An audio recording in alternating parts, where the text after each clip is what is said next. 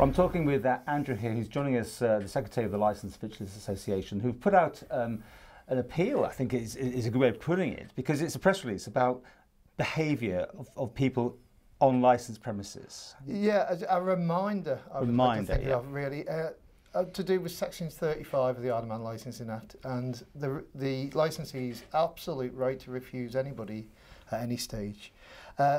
Because it seems to be an issue nowadays. There is an increase in problems with people just arriving at licensed premises, and when they're being refused entry or asked to leave if they've been in for a period of time, they seem to think they have a right to be told exactly why they're being refused and given a proper reason and so on. That is not the case at all.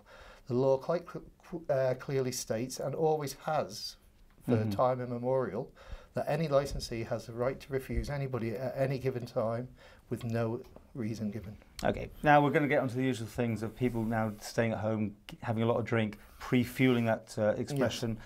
Is this all part and parcel of the problem? Anecdotally to us it is. We are trying to gather figures exactly at the moment, and we were working on this to bring out a press release later in the year along with the authorities, the licensing forums and the constabulary. However, we're seeing a spike and we feel we need to get this into the public domain right now.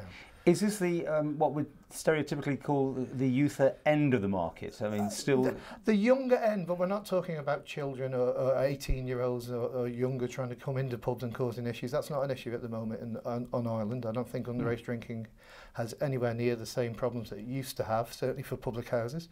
However, it's more people that maybe, what I would describe it as, is people who have not grown up with the pub as the centre of their community.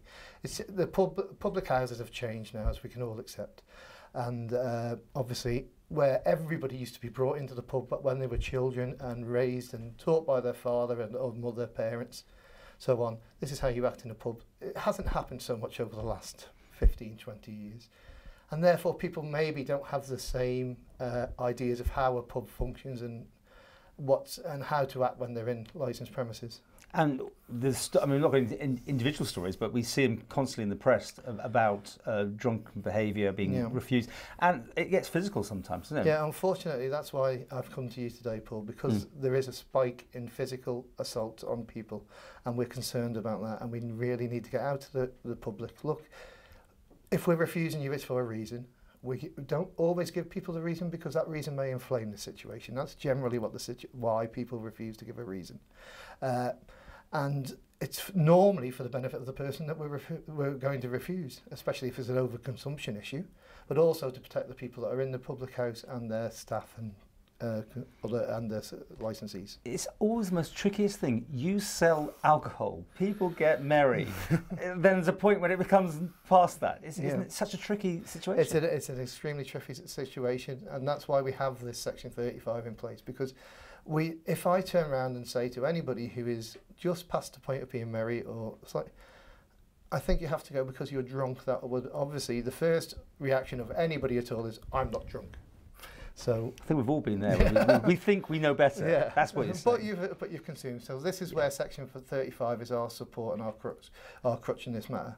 To save us inflaming that situation there, if we say, we'd like the public just to remember that if we say, I'm sorry, sir, madam, it's time for you to leave, they should accept that with graciousness, move on, and be welcomed back to every public house the next day. Well, we're 2 weeks away from TT, a point when it always seems that the locals party harder than some of the visitors. Would you agree with that? I would totally agree with that, and that was one of the reasons why we decided, let's get ahead with this now and remind the local public that it's time about these issues.